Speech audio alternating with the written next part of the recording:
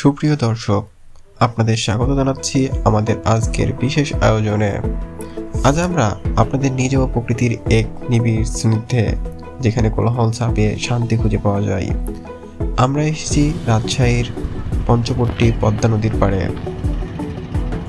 দিনের শেষে যখন সূর্য পশ্চিমে হেলে পড়ে পদ্মার বুকে, তখন এক অন্যরকম মায়াবী রূপ সৃষ্টি হয়। কর্মব্যস্ত দিন শেষে মানুষ এখানে আসে প্রকৃতির স্নিগ্ধতা উপভোগ করতে, এক বুক বিশুদ্ধ বাতাস নিতে। এই বুঝি শান্তির ঠিকানা।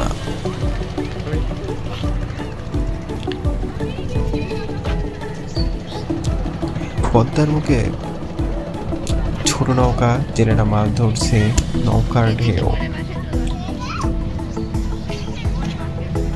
যখন সূর্য ধীরে ধীরে দিগন্তে মিলিয়ে যায়, পদ্মার বুক তখন হয়ে ওঠে রঙের ক্যানভাস।